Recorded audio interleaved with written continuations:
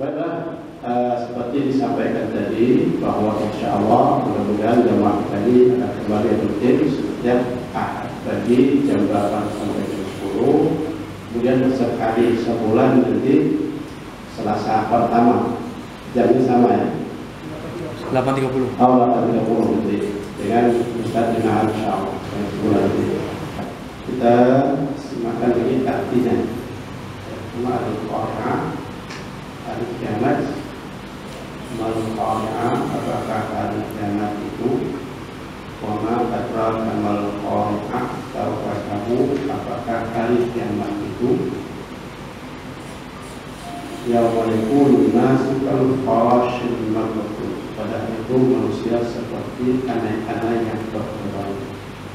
Wa takunul jibalu kal-rihlil manfush.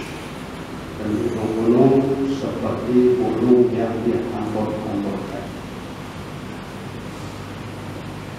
Fa'amma man thaqulat mawazinuhu, dan adapun orang-orang yang berat timbangan kebaikannya, bahwa fi syaqir radiyah, maka dia berada dalam kehidupan yang memuaskan di dalam Allah. Wa amma man khaffat mawazinuhu fa ummuhu hawiyah, adapun orang yang ringan timbangan kebaikannya, maka tempat tinggalnya adalah neraka hawiyah. Wa ma adraka ma hiya, tahukah kamu apakah neraka hawiyah? Narun hamiyah, itu arti yang sangat dalam. Mari kita mempelajari dulu kosakatanya supaya kita merasa mendalam. Al-Qari'ah di sini diartikan hari kiamat. Jadi kiamat itu dalam Al-Quran kalau kita itu banyak sinonimnya. Ya. Qari'ah itu berasal kata qara'ah, Qur'an. Artinya goncang. Kalau orang mengundi sesuatu kan ada biji-biji itu namanya dadu, ya. Dadu itu sebut qur'ah. Kenapa? Karena dia digoncang-goncang. Dadu dimasukkan dalam keadaan itu digoncang-goncang qur'ah. Nah, maka umpamanya dalam hadis dikatakan Nabi kalau berpergian ke luar kota, maka nama siapa sahabat dari istri yang berbeda itu dikuatkan, dibuatkan nomornya atau namanya, kemudian siapa keluar dengan dikuatkan. Karena jadi kiamat itu disebut Qur'an karena dia nanti bumi ini seperti sebiji dadu digoncang-goncang. Bumi ini kata-kata kan besar. Tapi kalau dibanding dengan kita memang besar, dibanding dengan planet-planet lainnya itu hanya seperti satu biji, mungkin lebih kecil daripada dadu itu, goncang-goncang. Hanya tanpa. Kemudian pertama artinya katakannya apa? Ya, ma. Biasanya kalau menanyakan sesuatu ada kata penutup ini ada ma ada. Wama adraka, dan tidak tahukah engkau. Wama tidak sebenarnya apa yang memberikan kamu kepada engkau. Itu diartikan yang berarti tahukah. Wama tidak tahu. Asal itu adri tahu. Tapi karena tahu lah adri. Adri. Yauma adalah hari. Ya guru adalah anak itu. Artinya seperti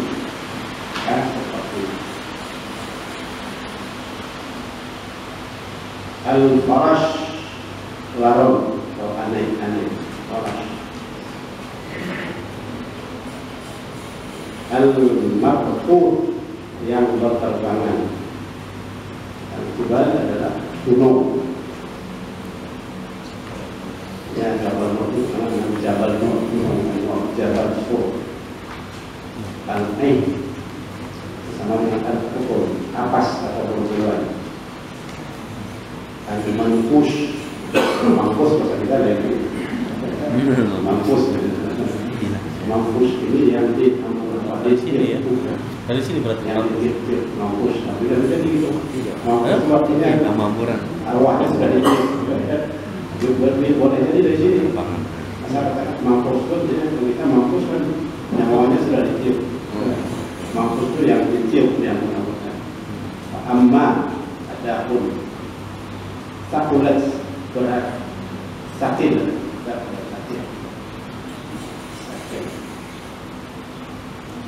Mawazinuhu timbangan kebaikannya, timbang itu saja itu wazan. Wa Allah al-mizan ar-rahman, mizan itu timbangan. Hafaz khafif ringan. Aisyah kehidupan. Kalau sumber kehidupan kerja selama namanya ma'isyah. Ustaz itu ma'isyahnya apa? Ya kan? Kalau ustaz itu ya pekerjaan ustaz bukan ma'isyah, itu adalah jihadnya atau tugasnya. Makanya kalau dulu biasa saja dia ustaz ma'isyahnya bertani atau ma'isyahnya beternak atau berdagang. Ya, pokoknya kalau zaman sahabat itu para sahabat umumnya yang menyebarkan Islam di Indonesia itu apa? Para saudagar Arab. Para saudagar. Tidak berdagang sambil berdakwah. Nah, jadi ma'isyahnya sebagai guru pekerjaan. Jadi dakwah itu bukan ma'isyah. Makanya tak boleh pakai tarif-tarif. Kalau pakai tarif dia sama dengan yang lain sudah lain. Makanya yang itu bukan gaji istilahnya, itu hanya sebagai transport atau apa. Kafat ringan ma'isyah kehidupan. Kalau dia ridha yang diridhai Allah. Radiyah dan mardiyah, ridha juga. Ummuhu tempat kembalinya. Ummuhu itu diartikan tempat kembali. Padahal ummuhu itu artinya ibu. Jadi katakan demikian karena ibu itu tempat kembalinya seseorang. Ya kan? Rujukan utama.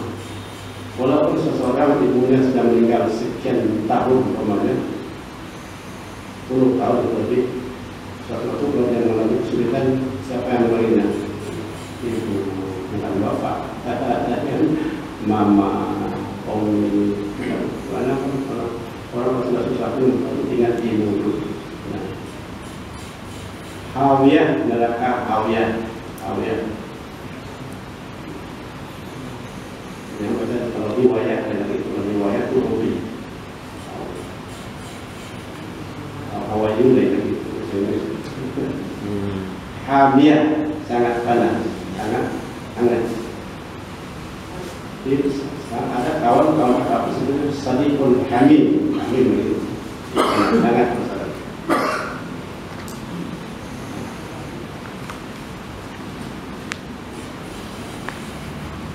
Surat Al-Qari'ah terdiri dari 11 ayat. Diturunkan di Makkah, ya Makkiyah, dan diturunkan sesudah Al-Quraisy dalam mushaf terletak dalam urutan 101 nomor 1. Setelah surat Al-Adiyah yang mendatang kita surat Al-Adiyah.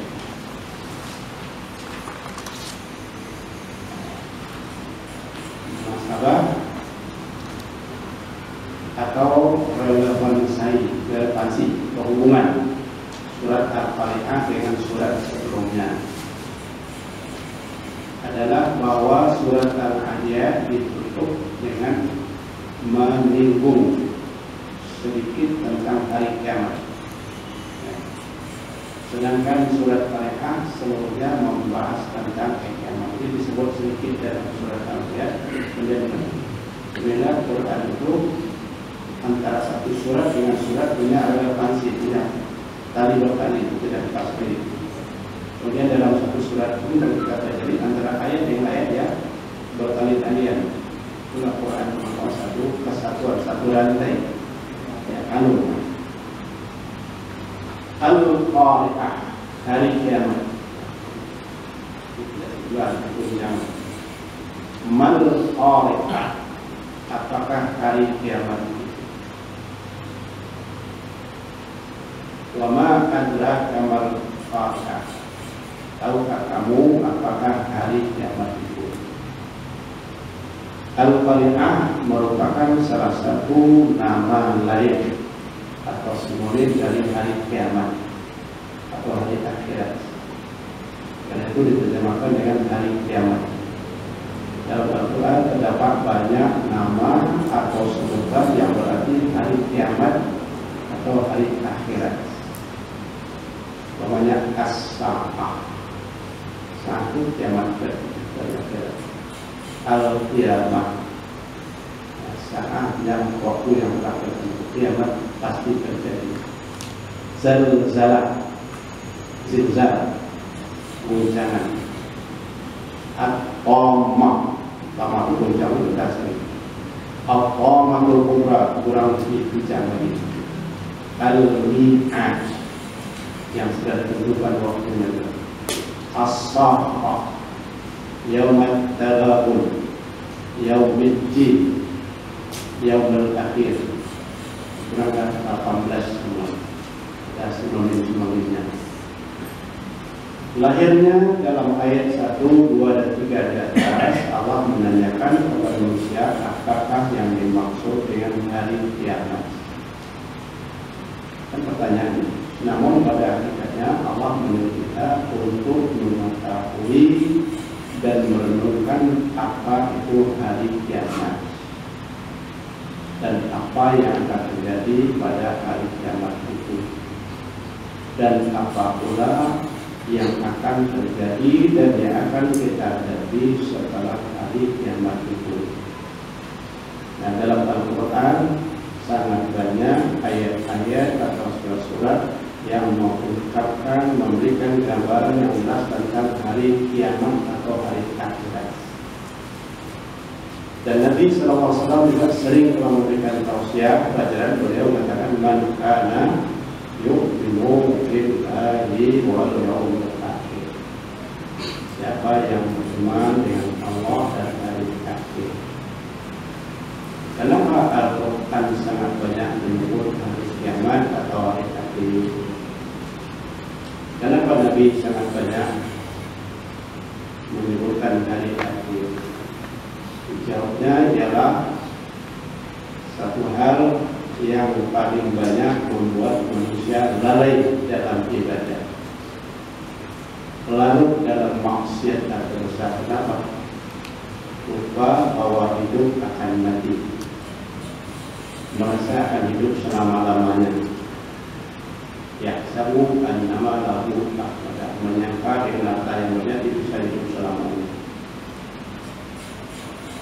Dan dia juga lupa atau tidak sadar bahwa setelah mati itu kita akan dibangkit lagi. Jadi mati itu bukan habis perkara. Itu ada bisikan syaitan. Syaitan akan bunuh aja, ya? Atau bunuh diri aja, mati nanti habis perkara. Ya? Mati itu bukan habis perkara. Mati itu memperbanyak perkara, bukan melepaskan perkara, ya, menambah perkara.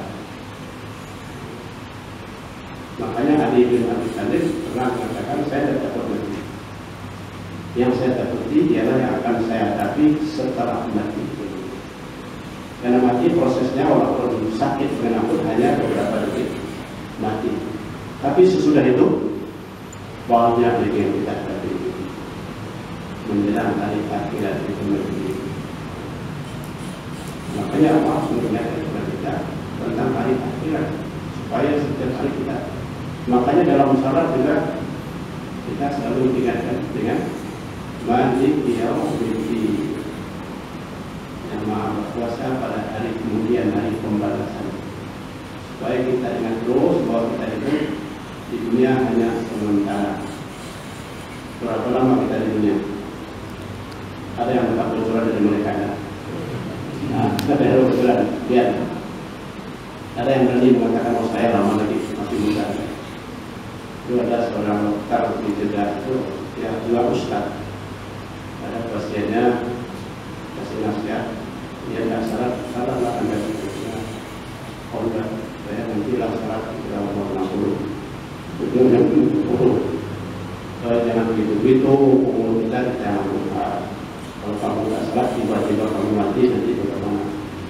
Katanya, oh enggak dok, saya itu keturunan banyak umur. Ayah saya 80, dan dok saya 100, di atasnya rumahnya 120 lah. Jadi kalau itu saya kira ya umur 60 lah, kalau sudah salah jadi banyak panjangnya. Jadi kalau tidak salah dia bebas. Nah, sudah dia saya demikian, tapi dia tetap saja dengan bisikan setan nanti ada masalah. Nah, besok pagi dokter keburu datang ke prakteknya, asistennya mengatakan, dok, ingat tak pasien kemarin yang dokter nasihati supaya segera sadar? Oh ya, kenapa? Saya baru dapat telepon dari keluarganya. Ada apa? Dia barusan meninggal dunia.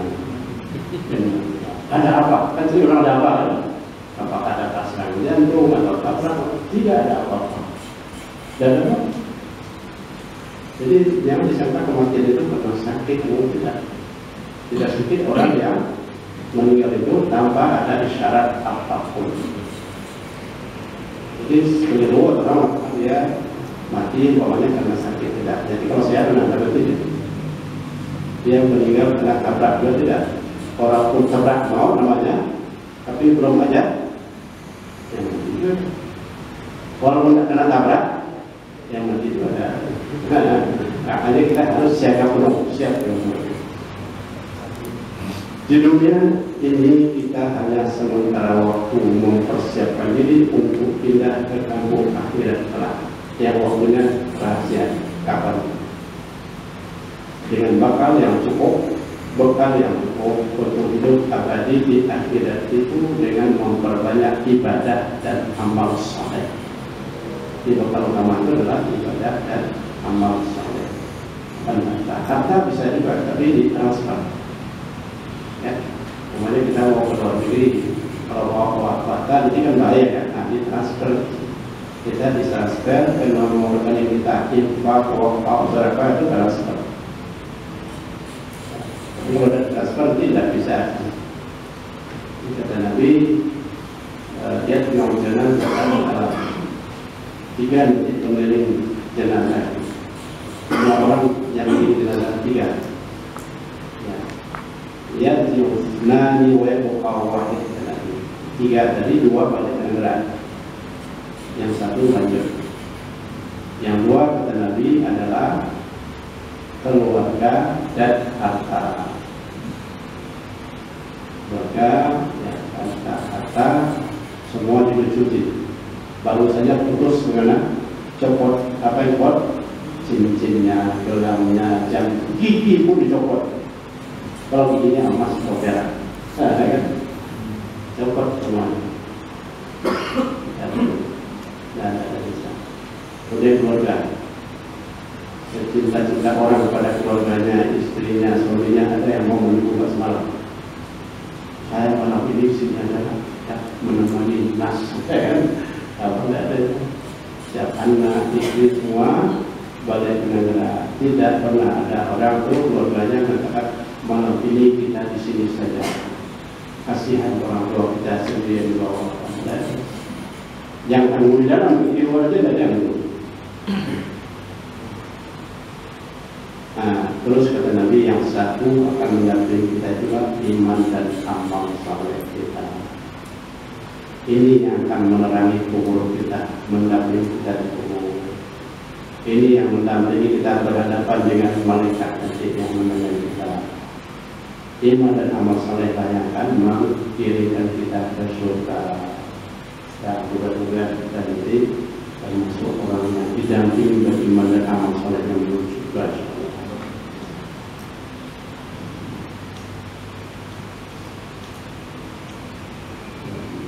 Akhirat itu dengan memperbanyak ibadah dan amal saleh lainnya serta membersihkan diri dari dosa agar mendapatkan keampunan, maghfirah ya Allah SWT. Jadi sejalan perbanyak amal saleh, kemudian perbanyak jauhkan dosa, perbanyak istighfar.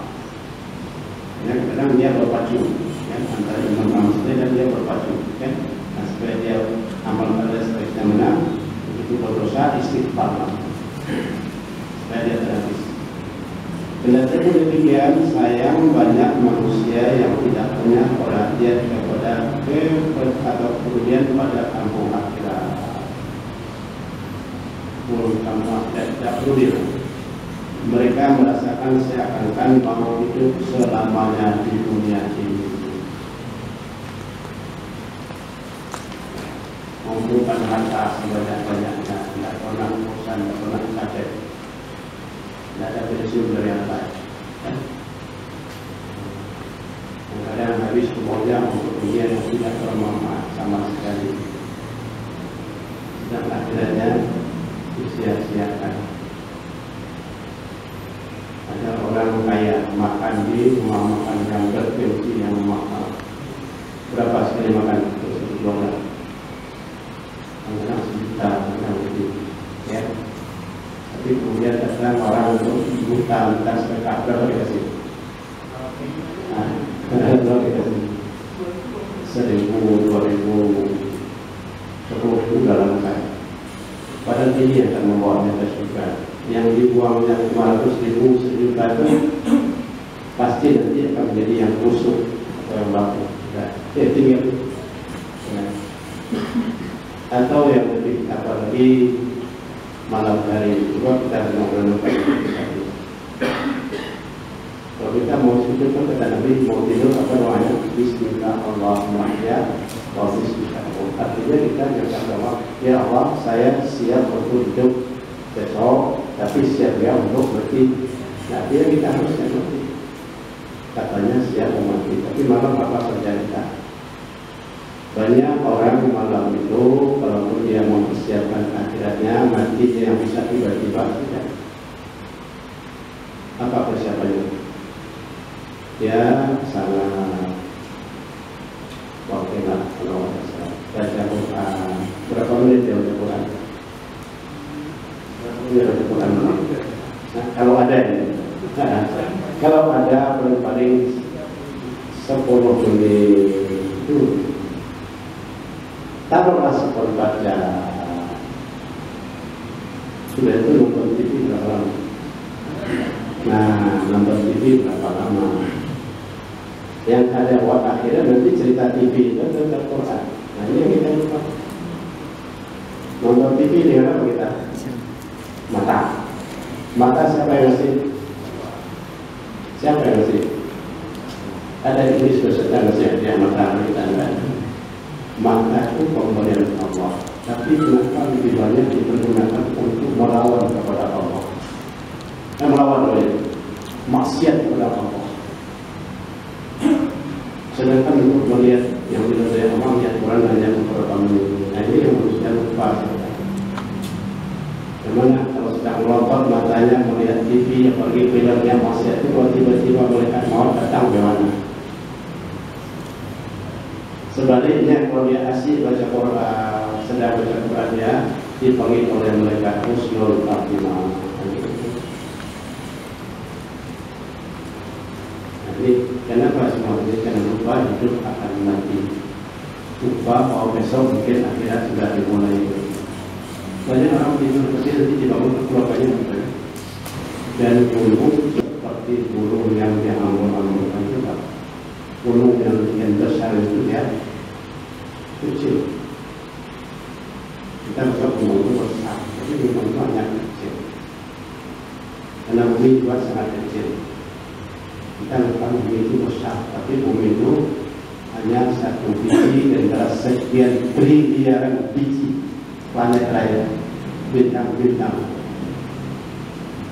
yang demikian banyaknya. Besarnya yang kita lihat kecil-kecil, tapi sebenarnya itu jauh lebih besar daripada bumi kita ini. Ya. Jadi besarnya bumi itu bayangkan saja, bintang-bintang itu ibarat pasir di pantai banyak. Nah bumi ini hanya satu biji dan biji. Nah apalagi gunung, nah apalagi di kita itu terterbang dahsyat. Sungguh menakutkan dan membuat rumah kita merinding. Membayangkan kita tsunami aja sudah goncang. Ini kiamat. Merinding mendengarkan gambaran tentang hari kiamat yang demikian dahsyat. Kenapa tidak? Manusia yang demikian banyaknya dari zaman Adam alaihissalam sampai akhir zaman yang sudah terkubur di tanah ataupun yang masih hidup di akhir zaman, semuanya bangkit seperti aneh-aneh yang berkepala keluar semua tanpa kecuali. Jangankan manusia yang demikian kecil, bahkan gunung-gunung yang demikian besar dan kukuhnya bahkan seperti bulu atau kapas yang diambul-ambulkan atau hijau. Kenapa semuanya itu terjadi? Jawabnya adalah karena setelah datang waktunya kiamat itu, maka alam dunia ini akan pecah dan meledak secara dahsyat. Dunia ini dimulai dari apa juga ledakan yang kuat yang disebut apa? Big Bang, ya, perdagangan yang kuat. Nanti di akhir juga di dunia ini dimulai dengan ledakan, di akhir juga dengan ledakan. Karena matahari dan bulan serta bintang-bintang dan semua planet di angkasa raya yang demikian banyaknya mencapai triliunan dan besarnya pun ada yang jutaan kali bumi, semuanya berjatuhan ibarat kalung mutiara yang terputus dari talinya dan berjatuhan dari leher wanita. Lautan yang luas semuanya akan tumpah keluar.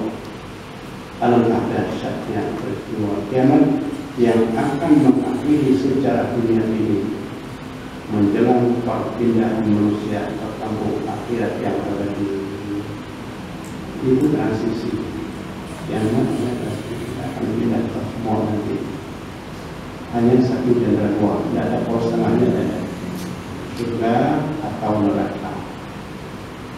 Hidup adalah pilihan mana yang mau kita pilih, mau surga atau neraka. Sekarang kita disuruh memilih, pilih kita sama semua. Kalau pilih surga, ya siapkan segala sesuatunya semua. Kalau tidak siap nanti mau tidak mau neraka. Tidak ada yang bisa mengatakan, ya Allah saya poros tengah aja lah. Ya, dari saya non-blok. Sana kita manusia kan blok, kan non-blok. Yang harus kita ingat, kalau sudah terlanjur ke neraka, tidak ada nanti pemimpinan, tidak ada nanti reduksi, tidak ada relasi itu selama-lamanya. Itu yang harus kita lakukan sekarang. Orang di dunia ini masuk penjara, dia nanti ada juga yang bebas keseluruhan, bahkan hukuman mati dan dimati. Jauh hukuman mati, menikahlah dari penjara, matinya dari penjara. Setelah terjadinya kiamat, bukan berarti berakhirlah segala sesuatu bagi manusia. Tidak. Kiamat bukan merupakan akhir segala sesuatu. Kiamat hanyalah merupakan salah satu fase yang akan ditempuh manusia setelah lepas landas dari dunia ini. Banyak lagi peristiwa besar yang akan dihadapi manusia. Mereka akan dikumpul di padang mahsyar. Setelah itu mereka akan dihisab, diadili secara terbuka, transparan, dan seadil-adilnya di hadapan mahkamah Allah Subhanahu wa Ta'ala yang Maha Agung dan Maha Kuasa. Setelah itu manusia akan mendapatkan hasil rekapitulasi amal perbuatan mereka selama dunia, yang ringkasnya adalah seperti dijelaskan ayat berikut ini. Amma man taqulat mawazinuhu wa huwa fi isyatir radiyah. Dan adapun orang-orang yang berat timbangan amalnya, kebaikannya, yang ditimbang itu nanti ada amal kita, bukan badan kita. Tapi banyak orang subuh itu penting dia lari pagi dari subuh, seakan-akan yang timbang itu badannya, tapi amalnya dibiarkan, tidak salah subuh, tidak salah sunat dan lain. Yang penting dia lari-lari subuh. Jadi Yang ditimbang bukan badan, yang ditimbang adalah amal. Maka dia berada dalam kehidupan yang memuaskan. Kehidupan yang memuaskan ialah yang diridhai Allah. Ini adalah nasib orang yang beriman dan beramal saleh, serta bertakwa dan berakhlak mulia. Itu bukan iman, amal saleh, kemudian bertakwa dan berakhlak mulia. Takwa dikasihnya laksanakan perintah Allah, tinggalkan larangan.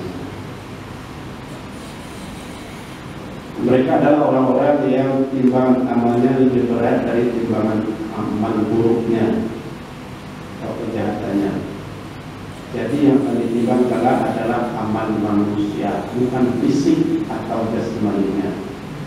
Tapi banyak manusia di dunia ini lebih memperhatikan timbangan badannya, namun tidak punya kepedulian pada timbangan amalnya. Mereka yang timbangan amalnya lebih berat atau sangat berat itu, maka mereka akan mendapatkan kehidupan yang diridhai Allah di kampung akhirat. Maksudnya mereka akan dimasukkan ke Allah, ke dalam surga yang penuh dengan segala macam nikmat. Dan Allah Subhanahu wa Ta'ala yang tidak putus-putusnya, bahkan tidak pernah berkurang. Ya, ke dalam surga yang nikmatnya tidak pernah putus-putus, ya, tidak pernah berkurang. Kendati pun penduduk surga telah mengkonsumsinya sepuas-puasnya, tidak habis-habis. Dunia ini berapapun kayanya sebenarnya, stoknya terbatas, ada batas. Kalau surga ini tidak ada batasnya. Diambil kurang, buah surga punya. Begitu diambil buahnya dipetik, begitu berbuah. Kalau kita diambil buahnya, nanti nunggu lagi musim depannya, baru berbuah. Kalau surga enggak, begitu diambil langsung buah, berbuah langsung. Nah, jadi juga tidak pernah putus-putusnya. Yang putus berkurang sedikit pun, kendati pun penduduk surga telah mengkonsumsinya sepuasnya. Lebih dari semua itu, mereka akan bertemu langsung dengan Allah dan akan mendapatkan limpahan ridha yang diharapkannya sejak di dunia.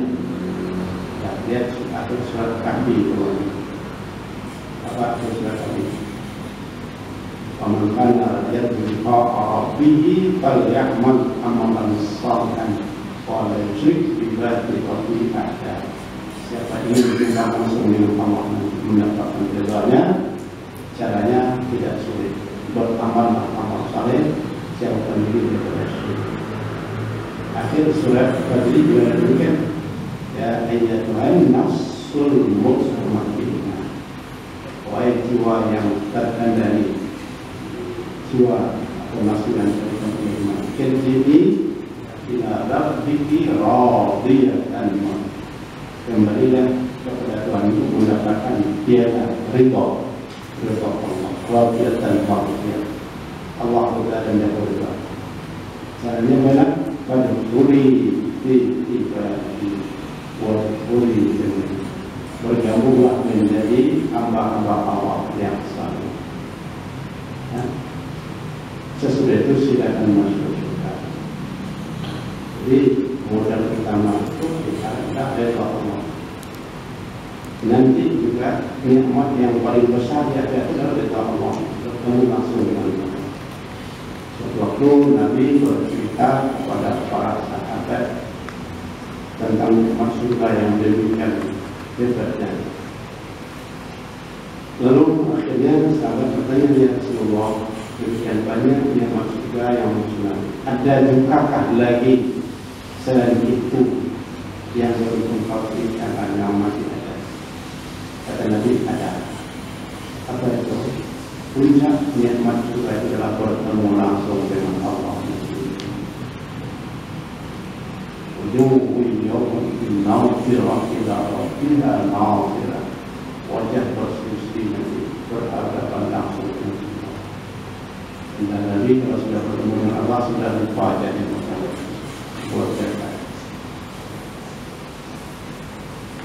Mereka akan hidup abadi selama-lamanya dalam surga yang disediakan Allah pintu surga. Semoga Allah Subhanahu wa Ta'ala berkenan memasukkan kita semua ke dalam surga-Nya. Amin. Ya, sama sama kita kan? Ada yang sama? Saya kasih doa yang besar.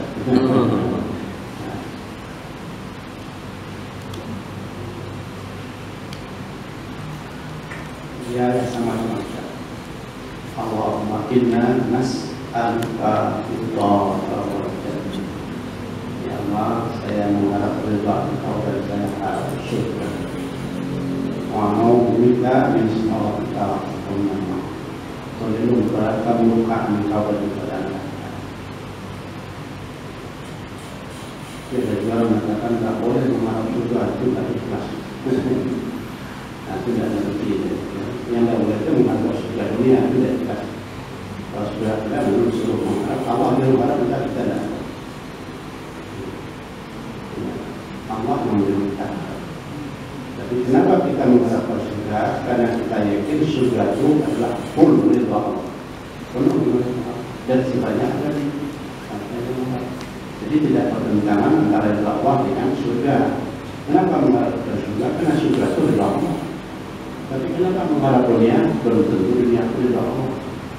Kenapa mengharap istana? Belum tentu istana itu ridha Allah. Sebaliknya manusia yang ringan timbangan amalnya atau tidak ada sama sekali, maka nasib mereka adalah sebagaimana dijelaskan ayat berikutnya. Wa amma man khaffat mawazinuhu fa ummuhu hawiyah. Dan adapun orang yang ringan timbangan amalnya, maka tempat kembalinya adalah neraka hawiyah. Dan pembunuh ini kembalinya karena itu tempat kembali. Wa ma adraka ma hiya narun hamiyah. Tahukah kamu apakah neraka hamiyah itu? Yaitu api yang sangat panas. Panasnya tidak ada batas. Waktu dan Nabi kedatangan tamu malaikat Jibril, tapi mukanya kelihatan pucat. Kenapa pucat? Kita tahu. Kata malaikat Jibril, saya barusan kedatangan malaikat penjaga neraka. Kenapa itu? Masak mandi. Penjaga neraka. Sama Ridwan yang sudah. Katanya dia cerita-cerita tentang neraka. Neraka itu mulanya ya dipanaskan 1000 tahun. Bukan 1000 tahun ini ya, itu apinya hitam pekat. Sudah itu polis 10 kali menjadi merah ya. Sudah itu lagi dia putih ukiran. Kemudian LPG namanya, jadi 3000 tahun. Pemanasnya 3000 tahun. Kemudian kata malaikat itu, tahukah engkau wahai Jibril, kata satu biji bara neraka itu sebesar kacang tanah pokoknya direndam 1 tahun di laut, sudah itu hampir diletakkan di puncak gunung yang paling kokoh di dunia ini, akan hancur lah gunung itu juga. Gunung saja hancur dengan sedikit batu bata, apalagi kalau ditaruh di kepala kita, merinding mereka. Jibril bilang, nangis. Kata mereka, mari kok nangis? Ya, itu mereka. Ya, kalau saya takut kalau saya akan masuk neraka nanti. Gunung saja hancur dengan barang neraka, apalagi neraka itu nanti ditaruh kaki kita ke kepala kita. Lalu kata malaikat nanti, masa engkau begitu jatuh? Engkau itu kan malaikat kesayangan Allah, ya.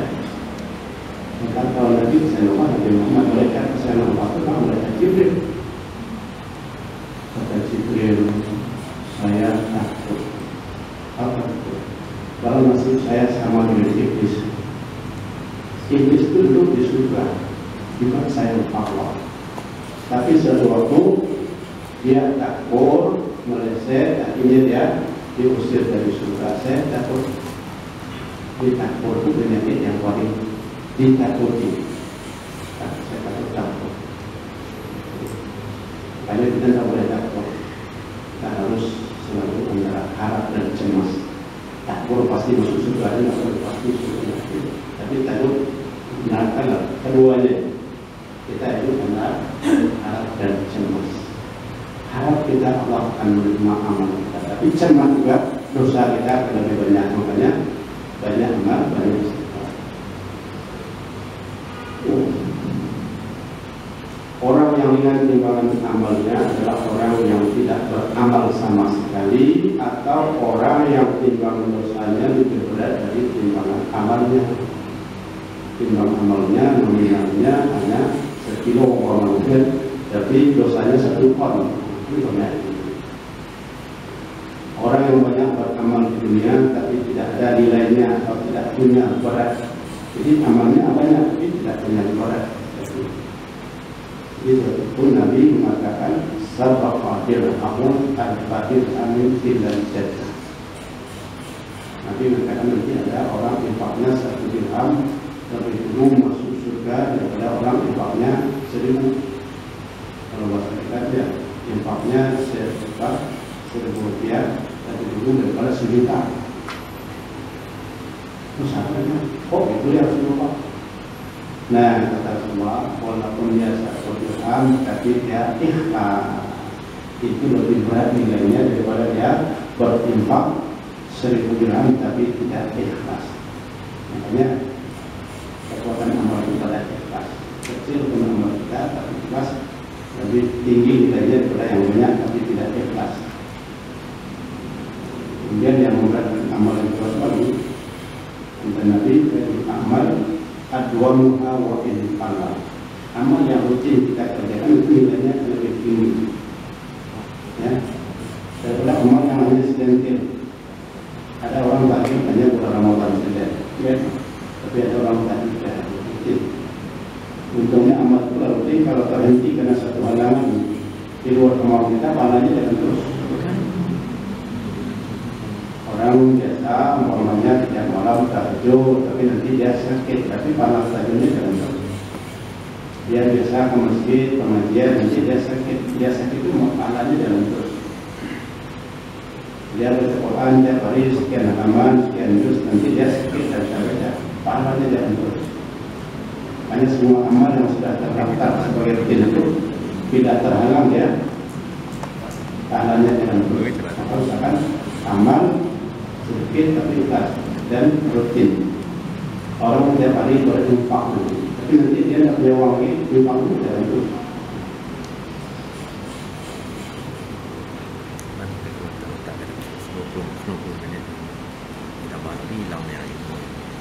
Ibadat yang dilakukan adalah ibadat yang tidak ada dasarnya dari Nabi, atau ibadat tapi tidak ada dasarnya, itu disebut dengan apa? Bid'ah.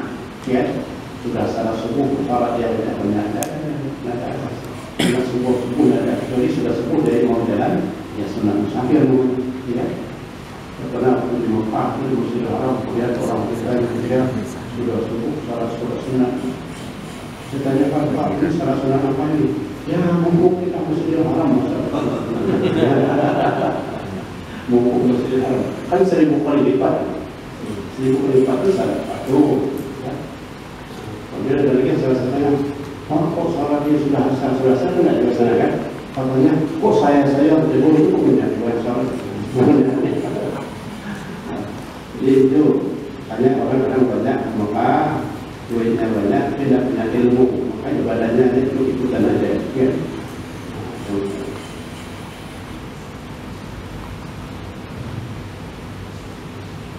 Jadi amal tidak ada dasarnya, tidak dapat dijawab. Tidak ikhlas atau tidak ada dasarnya. Walaupun dia ikhlas katanya tidak ada dasarnya. Ada orang sholat duha berjamaah. Coba dia ada satu tempat di kota yang seminar suatu. Jadi kita ada rencana bawa anak sekolah sholat duha berjamaah ke lapangan. Tidak boleh. Sebenarnya tidak boleh katanya. Hanya fitri kenapa itu? Kan sunat juga ya. Ini fitri Jadi sunnah di lapangan memang Nabi yang menyuruh kerjakan. Kalau belum ada suruh. Ibadah itu harus ada contoh, ada suruh. Oke. Mau salat Tuhan yang berjemaah di lapangan lagi. Jadi ada lapangan itu juga ini pertama lapangan jual ada. Oke kan? Sama-sama berpikir boleh silakan. Jadi semuanya harus ada dasar. Berbagi. Mereka semua itu tempat kembali mereka adalah neraka Hawiyah. Orang yang ada amalan itu, amalan ada tapi tidak ada nilainya. Umum diterjemahkan dengan maka kembalinya adalah karena umum atau ibu adalah tempat kembali manusia. Neraka Hawiyah adalah neraka yang sangat dahsyat panasnya. Dan panasnya tidak pernah berkurang sedikit pun.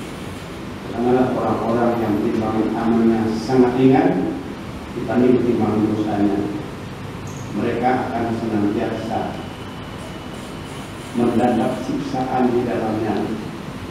Kondisi mereka dalam surga tidak hidup dan tidak mati. Ya, jadi berkeliru dalam neraka. Salah, diperbaiki. Dalam neraka ya, diperbaiki, diperbaiki.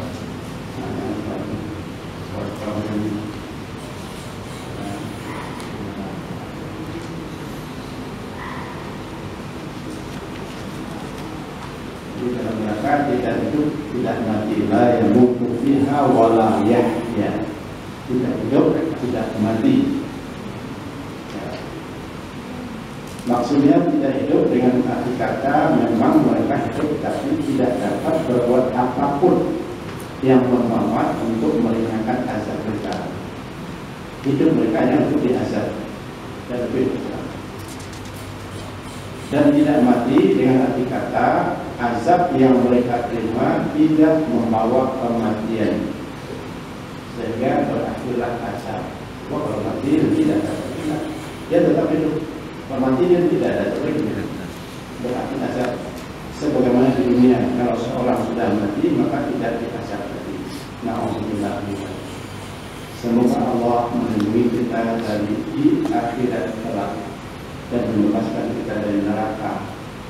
Namun harapan dan doa saja tidak cukup. Kita harus banyak beramal dan berusaha semaksimal mungkin serta meninggalkan perbuatan dosa dan banyak beristighfar mohon ampun kepada Allah. Amin.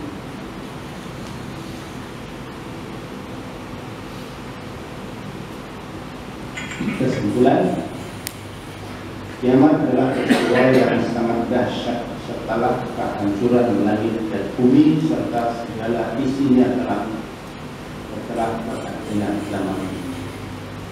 Kedua, setelah di akhirat kelak semua manusia akan dihisab dan ditimbang amalnya selama hidupnya. Tiga, mereka yang berat timbangan amal salehnya akan masuk surga. Sedangkan yang timbang amalnya ringan akan masuk neraka. Neraka itu sangat dahsyat panasnya dan panasnya tidak pernah berkurang pada. Dan bahwa jangan hanya memikirkan dunia, karena di dunia kita hanya sementara. Kedua, siapkan diri Anda untuk menghadapi suasana kiamat dan kamu akhirat dengan memperbanyak amal ibadah dan meninggalkan perbuatan dosa serta memperbanyak istighfar. Semoga Allah mengampuni dosa-dosa. Amin. Tiga, pergunakan nikmat Allah untuk mencapai kebahagiaan di akhirat. Ya, sedangkan untuk kehidupan cukup sekadarnya saja. Ya, jangan dibalikkan. Jangan dibaliknya, dibuatkan dunia sekuat-kuatnya, akhirat anak-anaknya. Nonton TV sekuat-kuatnya, nanti hanya dimunisi kalau kembali. Ya, timbul perut sekenyang-kenyangnya, nanti upahnya hanya sedikit. Nah, juga lah, lupa ajak kawan-kawan yang akan datang. Nanti usulnya juga dicatat, mudah-mudahan nanti ilmu karena dia sudah dekat dengan Pak ini. Mudah-mudahan saya tidak lupakan. Berjalan subhanallah wa bihamdihi.